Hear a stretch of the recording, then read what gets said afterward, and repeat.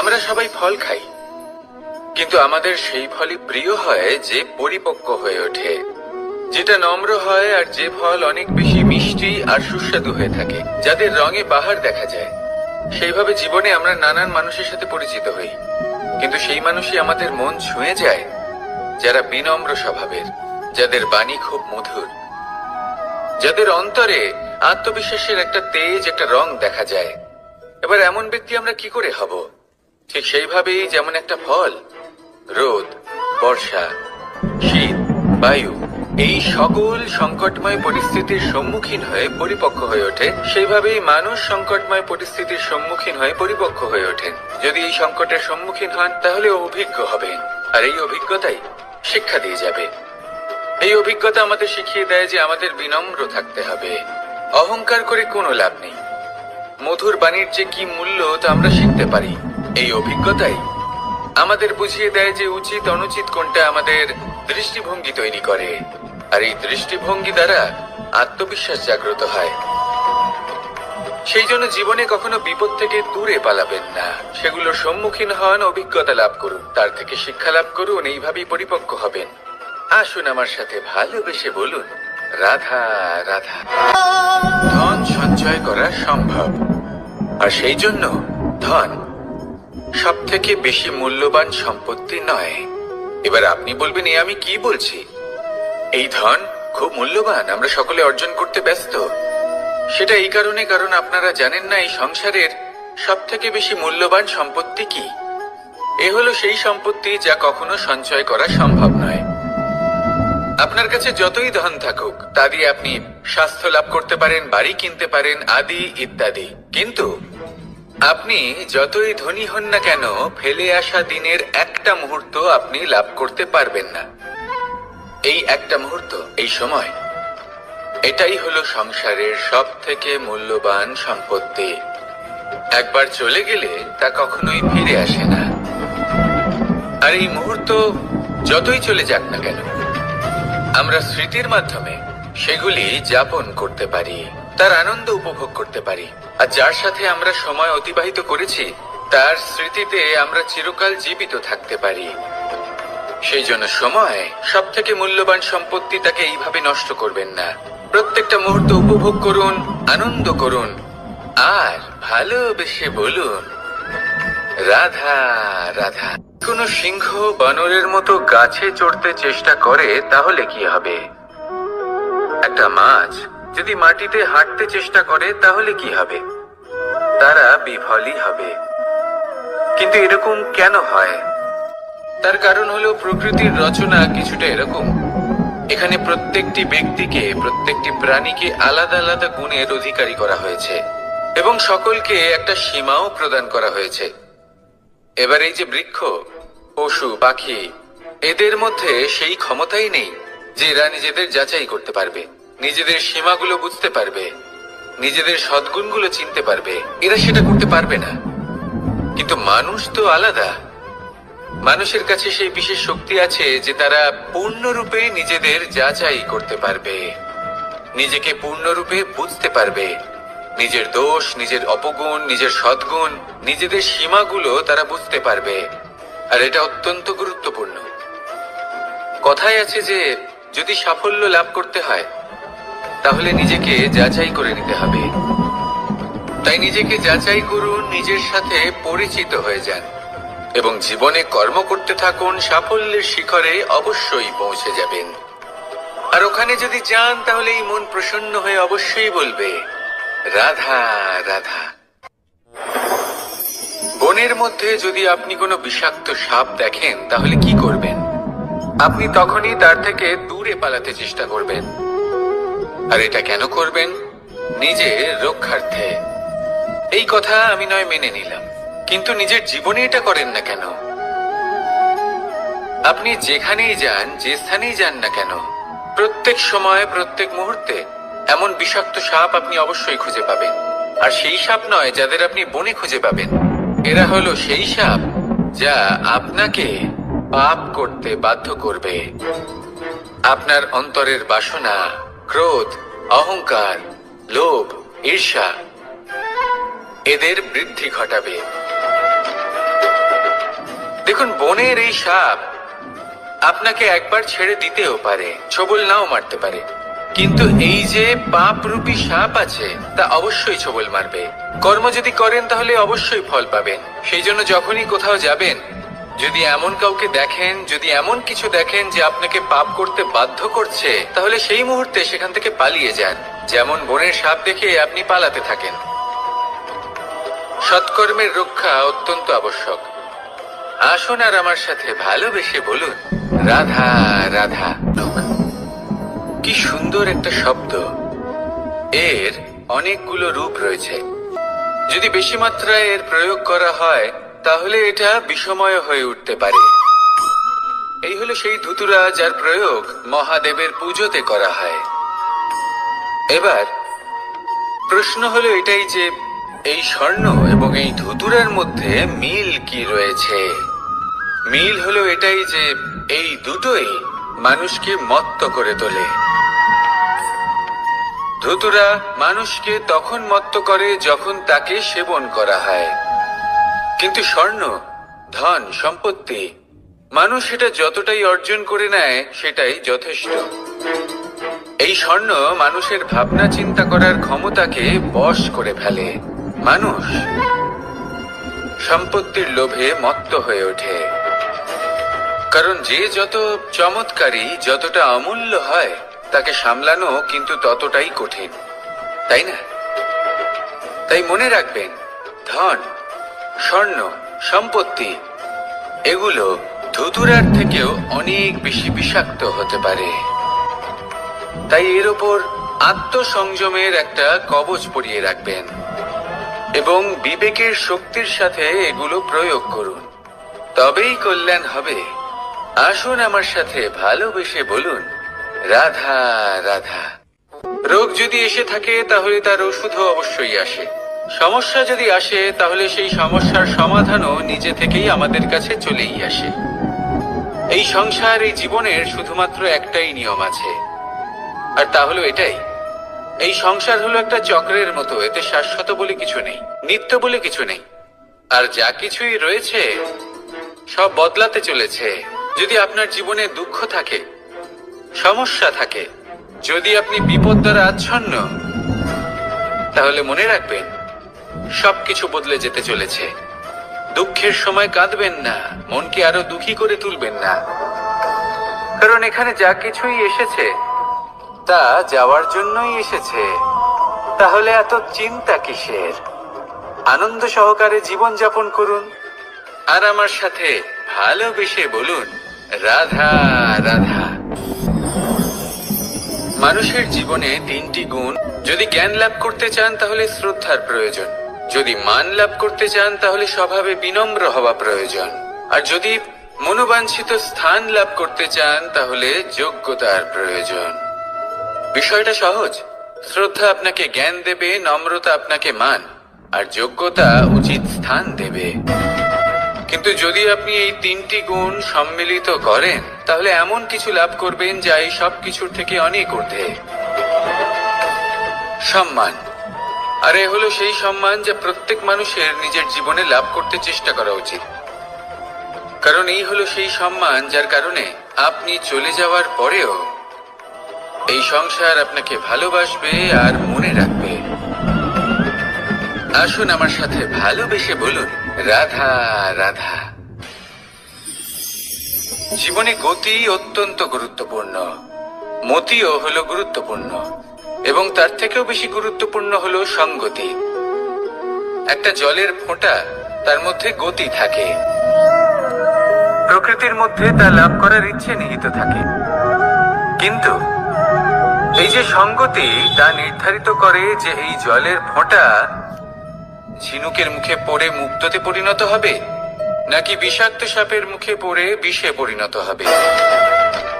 এবার দেখুন, এই জঞ্জাল স্বর্ণকারের দোকানের সামনেও থাকে এবং জঞ্জাল একজন ব্যবসাদারের দোকানেও থাকে, কিন্তু জঞ্জাল যা স্বর্ণকারের দোকানে থাকে তা ব্যবসাদারের দোকানের জঞ্জালের থেকে অনেক বেশি মূল্যবান, কারণ তার মধ্যে সোনার কণার সঙ্গতি থাকে। সেই জন্য জীবনে সঙ্গতির উপর বিশেষ গুরুত্ব দেবেন। যেমন সঙ্গতি তেমনই আপনি হবেন। আসুন আমার সাথে ভালোবেসে বলুন, রাধা রাধা। প্রত্যেক প্রাণী ভালোভাবে জীবন যাপন করতে চান, এটা তাদের স্বভাবে আছে এবং ভাবাটা অনুচিত নয়। কিন্তু একটা ভালো জীবনের গুরুত্বপূর্ণ অংশ কোনটা? বসবাসের স্থান, সেই স্থান যেখানে আমরা জীবন অতিবাহিত করি। এবার মানুষ ভাবতে পারেন যে একটা ভালো বাসস্থানের অর্থ কি? সেই স্থান যেখানে সহজে জল পাওয়া যায়, যেখানে শুদ্ধ বায়ু পাওয়া যায়, যেখানে আনাজ উৎপন্ন হয়। এটা জীবনযাপনের জন্য পর্যাপ্ত বটে, কিন্তু ভালো জীবন যাপনের জন্য আরো একটা কথা আপনাকে বুঝতে হবে। সাধু, জ্ঞানী, পণ্ডিত ব্যক্তি, এই সকল মহাপুরুষ, এনাদের যে বাসস্থান তা অত্যন্ত বিশেষ হয়। এখানে এক ধরনের বিশেষ ইতিবাচক শক্তি থাকে, এমন একটা স্থান যেখানে দেবতারাও বিচরণ করেন। জীবন আমরা সবাই যাপন করি, কিন্তু জীবনের উদ্দেশ্য শুধুমাত্র জীবন যাপন করা নয়। জীবনের উদ্দেশ্য হলো মুক্তি লাভ করা। আর এই সকল সাধু, জ্ঞানী, পণ্ডিত ব্যক্তি, এই সকল মহাপুরুষ আপনাকে মুক্তির পথে নিয়ে যেতে পারেন। কারণ এরা হলেন সেই মহাপুরুষ যারা নিজেদের অন্তরের বিকার, অহংকার, ক্রোধ, বিদ্বেষ, এই সকল দোষগুলিকে ত্যাগ করেছেন, এদের উপর বিজয় লাভ করেছেন। এমনই একজন ব্যক্তি আপনাকে মুক্তির পথে নিয়ে যেতে পারে। প্রয়োজন হলো শুধুই এনাদের চিনতে পারা, এদের কথা বুঝতে পারা এবং এদের দেখানো পথে চলা। যদি আপনি এটা করতে পারেন, তাহলে এই মন প্রফুল্ল হয়ে বলবে, রাধা রাধা। এই শুকনো পাতাটিকে দেখুন, নিষ্প্রাণ হয়ে পড়েছে। একটা গাছের ডালে ছিল, সেই গাছ ওর লালন পালন করত। যখন যখন বাতাস বইত, এই পাতায় কম্পন দেখা দিত, মনকে প্রফুল্ল করে তুলত। কোনো একদিন এই পাতা গাছের ডাল থেকে ঝরে পড়ে গেল। নিঃসন্দেহে ও নিজের স্বাধীনতা পেল, কিন্তু আস্তে আস্তে শুকিয়ে গেল, নিষ্প্রাণ হয়ে গেল। দেখুন, আমি এই কথা বলছি না যে স্বাধীনতা অনুচিত, কখনোই না। কিন্তু যে কোনো পরিস্থিতিতে স্বাধীন হতে চাওয়া, এটা নিশ্চিতরূপে অনুচিত। আমরা যদি আমাদের জীবনে পরিবারের গুরুত্ব ভেবে দেখি, তাহলে এই পরিবারে যতই মতভেদ থাকুক না কেন, যতই মনোমালিন্য থাকুক না কেন, যতই বিবাদ থাকুক না কেন, এই সব মিটিয়ে নেওয়া অত্যন্ত প্রয়োজনীয়। সেই সবকিছু সমাপ্ত করা অত্যন্ত প্রয়োজনীয়। কখনো এই পরিবারকে ভাঙতে দেবেন না, কখনো এই পরিবার থেকে দূরে চলে যাবেন না। এই পরিবার হলো আমাদের জীবনের একটা অমূল্য সম্পদ, অমূল্য এক আশ্রয়, যা এই সংসারে হয়তো কোথাও আপনি পাবেন না। তাই একে আগলে রাখুন। পরিবার সেই গাছ। আসুন আমার সাথে ভালোবেসে বলুন, আর সেই গাছ। আসুন আমার সাথে ভালোবেসে বলুন, রাধা রাধা। অনেক সময় আমরা জীবনে অনেক মানুষকে এমন বলতে শুনে থাকি যে আমি অসফল হয়েছি কারণ আমার সময় ভালো যাচ্ছিল না। আমি এই জিনিসটা লাভ করতে চাইছিলাম কিন্তু করতে পারলাম না কারণ আমার সময়টা ভালো যাচ্ছিল না। আমি আমার জীবনে ওই মহান কাজটা করতে চাইছিলাম কিন্তু করতে পারলাম না। কেন? কারণ আমার সময়টা ভালো যাচ্ছিল না। কিন্তু যে মুহূর্তে ভালো সময় আমার জীবনে আসবে, আমি সব কিছু প্রাপ্ত করব। এমন প্রায় প্রত্যেকেই বলেন। আসুন একটা কথা বোঝা যাক। একজন মালিকে দেখুন, সে প্রত্যেক দিন গাছের সেবা করে, তাকে জল দেয়, তার যত্ন আত্তি করে। কেন? প্রত্যেক দিন সেই গাছ ফল দেয় না। সঠিক সময় এলে তবেই সেই গাছ ফল দেয়, কিন্তু প্রত্যেক দিন মালি তার সেবা করে, তাকে যত্ন করে। শুধুমাত্র তখন করে না যখন সেই গাছ ফল দিতে সক্ষম। আর যদি মালি গাছের যত্ন প্রতিদিন না করে, তাহলে হয়তো সেই গাছ ফল দিতেই পারবে না। এটাই হলো আমাদের জন্য একটা শিক্ষা। যখন সময় আমাদের জন্য অপেক্ষা করে না, তখন আপনি সময়ের জন্য কেন অপেক্ষা করছেন? ভালো সময়ের জন্য অপেক্ষা করবেন না। ভালো এবং শুভ কর্ম দ্বারা ভালো সময়কে নিজের কাছে টেনে আনুন। নিরন্তর কর্ম করুন, পরিশ্রম করতে থাকুন। শুভ সময় আপনা থেকেই আপনার কাছে আসবে। আসুন আমার সাথে ভালোবেসে বলুন, রাধা রাধা। একে বালি বলুন, মাটি বলুন বা ধুলো বলুন, এ দিয়ে কত কিছু করা সম্ভব। এ দিয়ে আপনি নিজের বাসস্থান নির্মাণ করতে পারেন, প্রাচীর গড়ে তুলতে পারেন, অট্টালিকা নির্মাণ করতে পারেন। কিন্তু যদি এই বালিকে আপনি মুষ্টিবদ্ধ করে রাখতে চান, তাহলে তা হাত থেকে ফসকে যাবে। আপনি কখনোই একে মুষ্টিবদ্ধ করতে পারবেন না। এরকমই হয় আমাদের জীবন, আর এরকমই হয় সময়। এই মুষ্টিবদ্ধ করা বালির মতো। সময়কে আমরা বাধা দিতে পারবো না, আটকেও রাখতে পারবো না। এ হলো প্রবাহমান। জন্ম থেকে মৃত্যু পর্যন্ত এই যে সময়, তা খুবই সীমিত। আর এই সময় আমরা যেটাই করি তার দ্বারাই আমাদের মূল্য নির্ধারিত হয়। আর এই সংসার থেকে চলে যাওয়ার পরেও এই সংসার এই সব কর্মের জন্যই আমাদের মনে রাখে। তাই যদি আপনি এটা ভাবেন যে আজ যে কর্ম করার ছিল আমি না হয় কাল করে নেব, কাল আমার লক্ষ্যে পৌঁছানোর কথা ছিল আমি পরশু পৌঁছবো, না, এই সময় খুব মূল্যবান, একে নষ্ট করবেন না। এই সময়কে সদ্ব্যবহার করুন, মহান হবার পথে অগ্রসর হন। একে যদি মুষ্টিবদ্ধ করে রাখার চেষ্টা করেন, এই সময় থেমে থাকবে না। আসুন আমার সাথে ভালোবেসে বলুন, রাধা রাধা। আমাদের জীবনে অনেক ধরনের ব্যক্তি এসে থাকেন। কেউ কেউ আমাদের সাথে থেকে যান, কেউ আমাদের থেকে দূরে চলে যান। কেউ ভালো মানুষ হন, কেউ খারাপ মানুষ। কিন্তু আমরা সবসময় সেই সময়টাকে নিয়ে দুঃখ প্রকাশ করি যখন আমাদের জীবনে কোনো খারাপ ব্যক্তি প্রবেশ করেন। তারা আমাদের খারাপ অনুভূতি দেন, দুঃখ দেন, কষ্ট দেন। আমরা সবাই তাকে ভালো মন্দ কথা বলি। কিন্তু কেন? এমন বিভিন্ন ধরনের মানুষ, খারাপ মানুষ, ভালো মানুষ সবার জীবনেই আসেন এবং সকলকেই একটা অমূল্য শিক্ষা দান করে যান।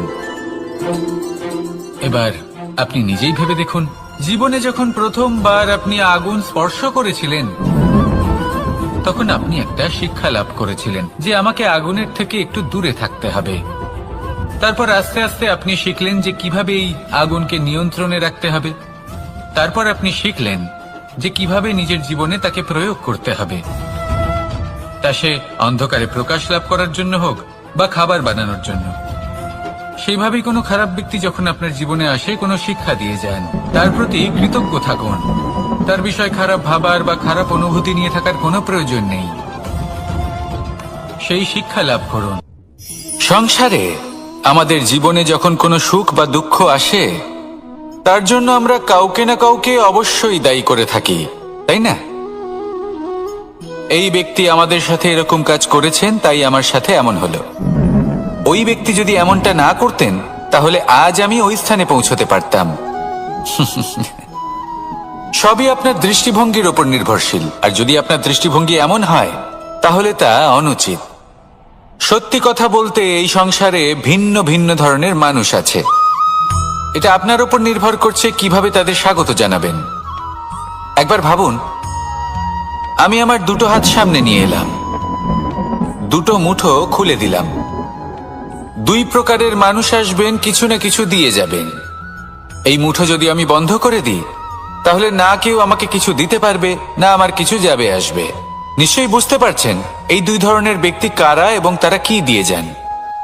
আমি যদি নিজের মুঠো খুলে দিই, তাহলে কিছু ভালো মানুষ আসবেন, আমাকে আনন্দ, সন্তুষ্টি, জ্ঞান প্রদান করে যাবেন, ভালো অভিজ্ঞতা দিয়ে যাবেন।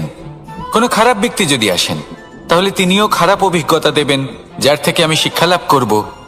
এই সব কিছু আমি লাভ করতে পারি। মুঠো যদি বন্ধ করে রাখি, তাহলে আমি কিছুই পাবো না। দেখুন, এই সংসারে প্রত্যেকের জীবনে এরকম। প্রত্যেকের জীবনে সবকিছুই আছে, ভালো খারাপ দুই মানুষই আছে। ভালো অভিজ্ঞতা আছে, খারাপ অভিজ্ঞতা আছে। নির্ভর করছে আপনার উপর যে আপনি কি করবেন, এনাদের স্বাগত কিভাবে জানাবেন, কার থেকে কি বুঝবেন, কি শিখতে পারবেন, আর কোন দৃষ্টিভঙ্গি নিয়ে অগ্রসর হবেন। এটাই নির্ধারণ করবে যে আপনার জীবন কেমন হবে। আসুন আমার সাথে ভালোবেসে বলুন রাধা। সে বুঝতে পারে যে সেই হিরে আদৌ তার শোভাবর্ধন করছে কিনা, তাকে ভালো দেখাচ্ছে কিনা, প্রসাধনের জন্য সেটা ব্যবহার করা ঠিক হবে কিনা। অর্থাৎ হীরের উপস্থিতিতে দর্পণের গুরুত্ব কম হলো না, দর্পণের কারণে হীরের মূল্য বোঝা গেল। আমাদের জীবনেও ঠিক এরকমই ঘটে। আপনারা যদি সংসারে নিজের আশেপাশে দেখেন, এমন অনেক মানুষ দেখতে পাবেন যারা নিজেদের ক্ষেত্রে মহান স্থানে পৌঁছেছেন, নিপুণ এবং শ্রেষ্ঠ হয়েছেন, তাহলে নিজেকে ছোট মনে করবেন না। আসুন আর আমার সাথে ভালোবেসে বলুন রাধা রাধা। মানুষ জন্মগ্রহণ করে, তার সাথে ভয়েরও জন্ম হয়। ছোটবেলা থেকেই আমাদের মনে কোনো না কোনো প্রকারের ভয় থেকেই যায়। কেউ এই বিষয়ে ভয় পায় যে তার কোনো বস্তু তার থেকে দূরে চলে যাবে, কেউ এই বিষয়ে ভয় পায় যে আমি নিজেকে হারিয়ে ফেলব, কেউ এই ভেবে ভয় পায় যে আমার প্রিয়জনেরা তারা যেন আমার থেকে দূরে না চলে যায়, কেউ এই ভেবে ভয় পায় যে আমরা যেন পথ না হারিয়ে ফেলি, আদি ইত্যাদি। কিন্তু সত্যি কথা বলতে ভেবে দেখুন, এই ভয় বাস্তবে কি? শুধুই একটা মনস্থিতি, আর কিছুই নয়। যা কিছু আপনি জীবনে পেয়েছেন তা একদিন আপনাকে হারাতে হবে।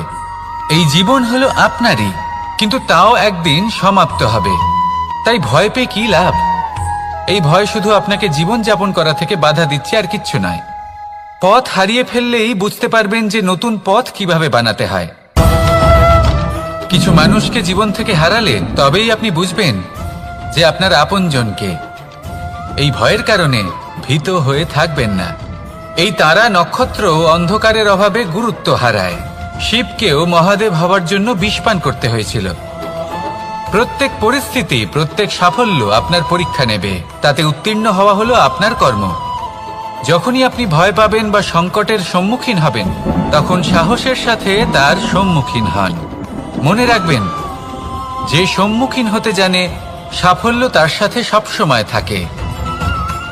আসুন আর আমার সাথে ভালোবেসে বলুন রাধা রাধা। এই সংসারে সব থেকে বেশি কোমল বস্তু হলো রেশম। এই রেশম এতটাই কোমল হয় যে এর পুরো একটা থান শুধুমাত্র একটা হাতে ধরা সম্ভব। কখনো ভেবে দেখেছেন এই রেশম কিভাবে হয়? একটি কীট তার লালার দ্বারা উৎপন্ন হয়। এই কীট সেই রেশমকে পাক দিতে থাকে, পাক দিতেই থাকে, আর আস্তে আস্তে তার মধ্যেই জড়িয়ে পড়ে। শেষে ওর এই সুন্দর অমূল্য সৃষ্টি রেশমের এই সুতো, তার নির্মাণ কার্য পূর্ণ হয়। কিন্তু তাতেই ও নিজে বন্দী হয়ে যায়। নিজেরই মায়াজালের এই বন্দী গৃহে নিজেই ফেঁসে যায়।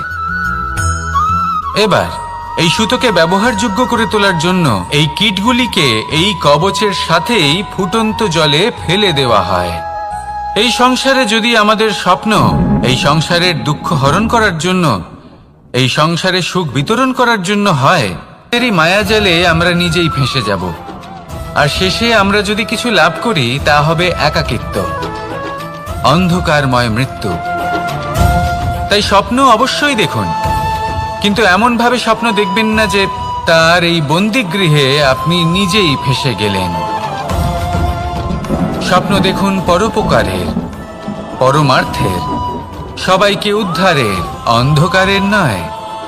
তবেই কল্যাণ হবে, আর তবেই এই হৃদয় প্রসন্ন হয়ে বলবে রাধা রাধা। মানুষ যখন এই সংসারে প্রবেশ করে, অর্থাৎ জন্মগ্রহণ করে, তখন নিশ্চিন্তে থাকে, আনন্দে থাকে। কিন্তু যেই মাত্র তার মধ্যে বোধশক্তি আসে, তখন সে চিন্তা করতে শুরু করে। চিন্তা ভবিষ্যতের, সেই সমস্ত বিষয় নিয়ে চিন্তা করে যা ওর হাতে নেই। তারপর বড় হয়, বিবাহ সম্পন্ন হয়, গৃহস্থ জীবন যাপন করে, তারপর আবার চিন্তায় মগ্ন হয়ে যায়। ভাবে এই যে আমার পরিবার, আমি কি ঠিকমতো তার খেয়াল রাখতে পারছি? কাল যখন আমি এই সংসার থেকে চলে যাব, তখন আমার এই পরিবারের দেখাশোনা কে করবে? শেষ পর্যন্ত এই পরিবার তো আমারই উত্তরদায়িত্ব। যাক, আপনাকে একটা প্রশ্ন করি। এই সংসারে আসার পূর্বে আপনি কি এই প্রশ্ন করেছিলেন, এটা ভেবেছিলেন যে আমাকে ছাড়া এই সংসার কিভাবে চলবে, করেননি তাই তো? তাই আপনার এটা নিয়ে দুশ্চিন্তা করার প্রয়োজন নেই যে আপনি যখন এই সংসার ত্যাগ করে চলে যাবেন তখন কি হবে। আপনি যখন ছিলেন না তখনও এই সংসার চলছিল, আপনি যখন এই সংসার ত্যাগ করবেন তখনও এই সংসার চলতে থাকবে। যদি কোনো বিষয়ের প্রভাব থাকে তা হলো আপনার আজকের তথা বর্তমানের কর্ম, অর্থাৎ আজ আপনি কি করছেন, কার জন্য মঙ্গল করছেন, কাকে প্রেরণা দিচ্ছেন, কাকে সাহায্য করছেন, কোন উদাহরণ প্রস্তুত করছেন। আপনি এই সংসারে যে ছবি অঙ্কন করবেন সংসার সেটাই মনে রাখবে। তাহলে শুধু সৎকর্ম করুন, মঙ্গল করতে থাকুন, আর আমার সাথে ভালোবেসে বলুন রাধা রাধা। একবার একটা শেয়াল বনে বিচরণ করছিল। ও একটা ছোট্ট শাবক দেখতে পেল। ও ভাবলো আজ একেই আমি খাবার হিসেবে গ্রহণ করব। আশেপাশে দেখলো কেউ দেখছে না তো, কেউ ছিল না, আর সেই শাবকের ওপর আক্রমণ করল, যা হলো একটা ঘোর অপরাধ। বনের নিয়ম অনুসারে আপনি কখনোই শাবকের উপর আক্রমণ করতে পারেন না। তারপর এই খবরটা যখন রাজা সিংহ জানতে পারলেন, সভার আয়োজন করলেন। কিন্তু সেখানে শেয়াল বলল, আমি তো এরকম কিছু করিনি। কিন্তু যদি আপনি এরকম বলেন, কোনো প্রমাণ দিন, এর কোনো সাক্ষী আছে, তখন কিন্তু না। আপনি যাই করুন না কেন, কেউ না কেউ অবশ্যই তা দেখছে। কোনো ব্যক্তি না হলেও কোনো প্রাণী, না হলে কোনো যক্ষ বা দেব বা প্রেত। যদি এনারা কেউ না দেখেন, তাহলে ধরিত্রী মাতা দেখেন, যেখানে দাঁড়িয়ে আপনি সেই কর্ম করছেন, তাই না? তাই একটা কথা সবসময় মনে রাখবেন, কে দেখছেন কে দেখছেন না সেই বিষয়ে ভাবা ছেড়ে দিন। এটা খুব সহজ কথা। আপনি যদি উচিত কর্ম করেন উচিত ফল পাবেন, যদি অনুচিত কর্ম করেন তাহলে আপনি অনুচিত ফল অবশ্যই পাবেন। সেই জন্য উচিত পথে চলতে থাকুন, উচিত কর্ম করতে থাকুন, আর আমার সাথে ভালোবেসে বলুন রাধা রাধা। সুখ, দুঃখ এবং শক্তি, এই তিন হলো এই সংসারের ত্রিদেবের মতো। আমাদের জীবনে যা কিছু ঘটছে এই তিনটির ভিত্তির উপরেই হচ্ছে। আসলে এই সংসারের একটা নিয়ম আছে, যখনই আপনি কিছু লাভ করেন এই সংসার আপনার পরীক্ষা নেয়। এটা জানার জন্য আপনার পরীক্ষা নেয় যে আপনি যা কিছুই লাভ করেছেন আপনি কি আদৌ সেটার যোগ্য কিনা। ঠিক সেইভাবেই এই সুখ, দুঃখ এবং শক্তি আপনার পরীক্ষা নিয়ে থাকে। যখন সুখ আসে তখন সে আপনার পরীক্ষা নেয় যে আপনার মধ্যে অহংবোধ জাগ্রত হয়নি তো। যদি অহংবোধ চলে আসে তাহলে সুখ সেখানেই সঙ্গ ত্যাগ করে। দুঃখ আপনার ধৈর্যের পরীক্ষা নিতে থাকে, আর যদি আপনার মধ্যে ধৈর্য না থাকে তাহলে এটা আপনাকে আরো বেশি দুঃখের গভীর অন্ধকারে ঠেলে দেবে। সেখানে শক্তি পরীক্ষা নেয় আপনার বিনম্রতার। যদি আপনি বিনম্র না হন তাহলে হয় এই শক্তি আপনার সঙ্গ ত্যাগ করবে, নয় এই শক্তি বিনম্রতার অভাবে আপনার পতনের কারণ হতে পারে। এই সংসারে যে কোনো ব্যক্তি যিনি এই পরীক্ষায় উত্তীর্ণ হয়ে থাকেন এই জীবনে তিনি সাফল্য লাভ করেন। আসুন আমার সাথে ভালোবেসে বলুন রাধা রাধা। আমি মনুষ্য রূপে জন্ম নিয়েছি এবং সমস্ত কর্ম এই রূপেই করেছি, কিন্তু আশ্চর্যের বিষয় হলো যে আজও মানুষ আসেন এবং হাত জোর করে প্রার্থনা করেন যেন আমি ওনাদের সহায়তা করি। আপনাদের একটা কথা বলতে চাই, আমি সকলকে সাহায্য করতে পারবো না, কিন্তু আমি শিক্ষা অবশ্যই দিতে পারবো, জ্ঞান প্রদান করতে পারবো। এমন কিছু জ্ঞান যার ভিত্তিতে মানুষ যা চাইবেন তাই লাভ করতে পারবেন যদি সঠিক কর্ম করতে থাকেন। যখন কংসের অসুররা গোকুলে ধ্বংসলীলা চালাচ্ছিলেন তখন আমি কারোর থেকে সাহায্য চাইনি। আর যা যা স্বপ্ন আছে, যা লক্ষ্য আছে আপনি অবশ্যই লাভ করবেন।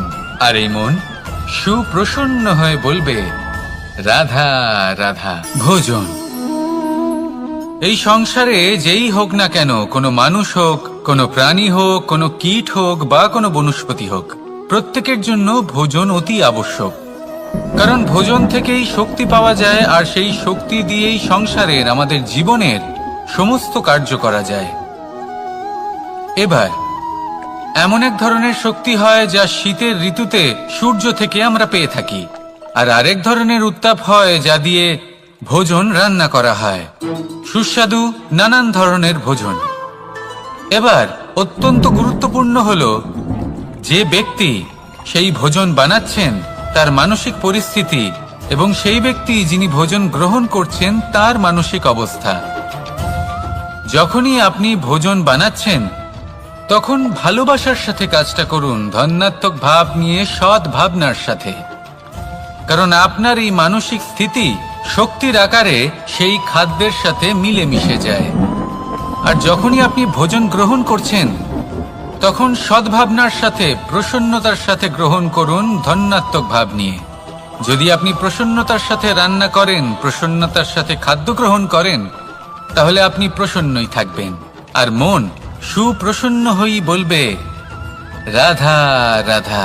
দীপাবলি আমাদের সবথেকে বড় উৎসব। শ্রীরাম রাবণকে পরাস্ত করে 14 বছরের বনবাস কাটিয়ে আবার অযোধ্যায় ফিরে এলেন অমাবস্যার রাত্রে। অযোধ্যায় সবাই খুব প্রসন্ন ছিলেন, খুবই উৎসাহিত ছিলেন। অযোধ্যায় সহস্র প্রদীপ প্রজ্বলিত করা হয়েছিল এই উৎসবে। একে আমরা দীপাবলি বলে থাকি। এবার এই বিষয়ে আমরা সকলে জানি। আপনি কি এটা জানেন যে শ্রীরাম বাস্তবে অমাবস্যার এক রাত আগেই অযোধ্যায় পৌঁছে গেছিলেন? সবার সামনে অমাবস্যার রাতে এসেছিলেন। এর কারণ কি? শ্রীরাম প্রমাণ করতে চেয়েছিলেন যে যে কোনো সময়, দিন হোক বা রাত, শুভ বা অশুভ হয় না। শুভ অশুভ কিছু থাকলে তা হলো মানুষের চিন্তা, তার ভাবনা, তার নির্বাচন আর তার কর্ম। নিজেই দেখে নিন, শ্রীরাম শুভ কাজ করে ফিরেছিলেন এবং অমাবস্যার মতো গভীর এক রাত্রিকেও দীপাবলিতে পরিবর্তিত করেছিলেন। এমনটাই যদি আমরা করতে পারি, তাহলে এমন কোন গৃহে যান যেখানে অসহায় ব্যক্তি রয়েছেন, যা অন্ধকারাচ্ছন্ন, আর সেখানে প্রকাশ প্রজ্বলিত করুন। প্রকাশ সহায়তার, প্রেরণার, আশার। যদি এমন কিছু আমরা করতে পারি, তাহলে কথায় আছে প্রত্যেক পুত্র তার পিতার প্রতিচ্ছবি হয়, আর সমস্ত প্রতিচ্ছবি চায় যেন সে তার অস্তিত্ব প্রাপ্ত করতে পারে। পুত্র চায় সে যেন তার পিতার মতো হয়, বা কখনো কখনো তার থেকেও শ্রেষ্ঠ হয়। সেটা কোনো অনুচিত ব্যাপার নয়। অনুচিত তখন হয় যখন পুত্র নিজের পিতার মতো হবার স্বপ্ন পূরণ করতে গিয়ে বা তার থেকেও শ্রেষ্ঠ হওয়ার স্বপ্ন পূরণে অনুচিত পথের আশ্রয় নেয়। কারণ তারপরে সে তার পিতার গুণগুলি আত্মসাৎ করতে চায় না।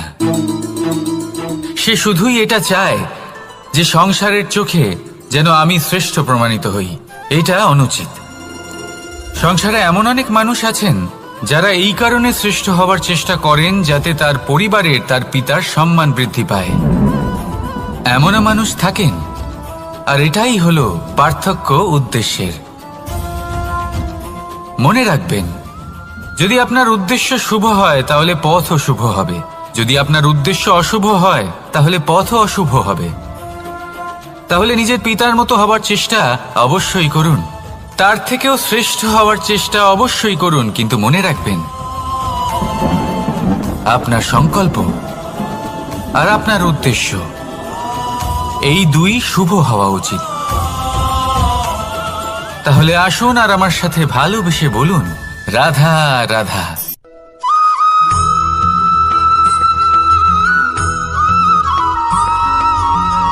পিতা আর পুত্রের সম্পর্ক অত্যন্ত মধুর হয়ে থাকে। পিতা স্বপ্ন দেখেন, তাকে পূর্ণ করার সকল সম্ভাব্য চেষ্টা করেন, কিন্তু তাও অনেক সময় ওনার স্বপ্ন অপূর্ণ থেকে যায়। তখন পিতা ভাবেন যে স্বপ্ন উনি পূর্ণ করতে পারেননি, ওনার সন্তান তা অবশ্যই পূরণ করবে। যে স্থানে উনি কখনো পৌঁছতে পারেননি, সেই স্থানে ওনার পুত্র অবশ্যই পৌঁছবে। পিতা নিজের সন্তানের ভবিষ্যৎ নিয়ে সেই স্বপ্ন দেখেন, আর যখন সেই সন্তান সামনে এগোতে থাকে তখন তার দুঃখ হয় না, বরং গর্ব হয়। ওনার ভালো লাগে এটা দেখে যে ওনার সন্তান অনেক উন্নতি করছে। কিন্তু যখন সন্তান নিজের অভিভাবকের শক্তি দেখে, তার যশ দেখে হিংসা করতে থাকে, সমস্যা সেইখানেই শুরু হয়। সেই জন্য সকল সন্তানকে এটা মনে রাখতে হবে, দেখুন, পুত্র হবার সুবাদে, এক সন্তান হবার সুবাদে এটা হলো আপনার অধিকার যে আপনি আপনার পিতার থেকে বেশি উন্নতি করবেন। আপনার পিতাও এটাই চান, কিন্তু সুস্থভাবে এটা করুন। একটা রেখা টেনে নিন যাতে আপনি তাতে এগোতে পারেন আর আপনার পিতার তাতে গর্ববোধ হয়, আর সেই বিষয়ে দুঃখ না হয় যে আমার সন্তান আমাকেই ছোট করার চেষ্টা করছে। ইতিহাস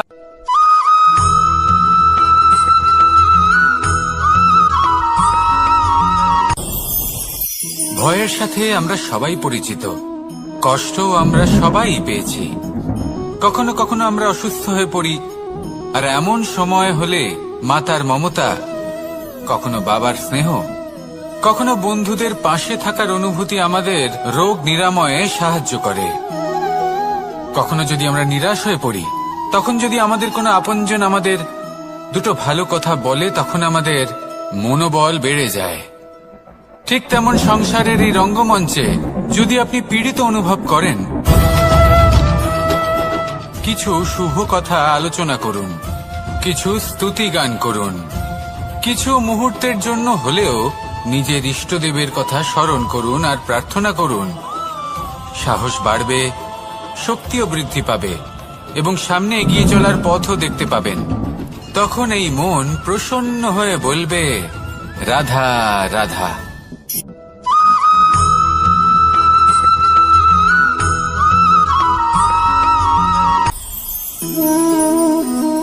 শক্তি এক অত্যন্ত বিচিত্র বস্তু, বা বলতে পারেন অনুভূতি। পিতা সবসময় চান যেন তিনি তার শক্তি পুত্রকে। আসুন আপনাকে সহজে বোঝাই। যদি আপনি সুপাত্র হন আর আপনাকে শক্তি দেওয়া হয়, তাহলে আপনি সেই শক্তির গুরুত্ব বুঝবেন, কোথায় সেই শক্তি প্রয়োগ করা উচিত সেটা বুঝবেন। আর এটা যেহেতু অর্জন করা শক্তি হবে, সেই শক্তির অপব্যবহার হবে না। কিন্তু যদি এই আপনি কুপাত্র হন আর যদি আপনাকে এই শক্তি দেওয়া হয়, তাহলে কি হবে? দেখতে গেলে এই শক্তি আপনি দান হিসেবে পেয়েছেন, তাই না আপনি এই শক্তির গুরুত্ব বুঝবেন আর না এর প্রয়োগ আপনি জানবেন। তার অপব্যবহার হওয়া সুনিশ্চিত। তাই যদি আপনি কোনো শক্তি অর্জন করতে চান, তাহলে আগে তার যোগ্য হয়ে উঠুন। পুত্র নয়, পাত্র হয়ে উঠুন। আর আমার সাথে ভালোবেসে বলুন, রাধা রাধা।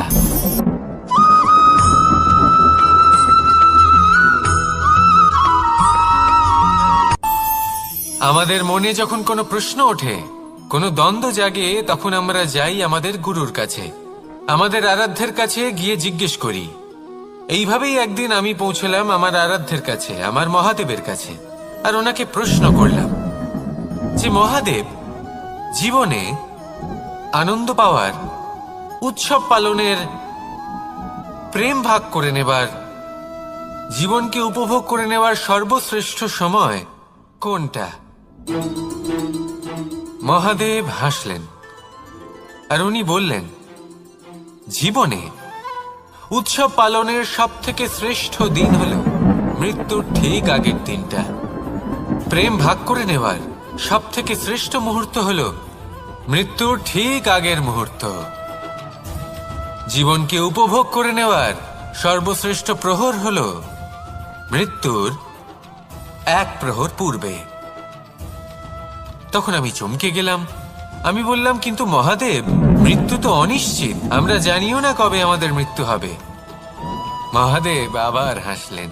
উনি বললেন যে যদি আমরা এভাবে জীবন কাটাই যে আমরা জীবনের প্রত্যেক দিন, প্রত্যেক মুহূর্ত, প্রত্যেক প্রহর শেষ বলে মনে করি, তাহলে আমাদের সমস্ত জীবন আনন্দের সাথেই অতিবাহিত হবে। কি বলেন?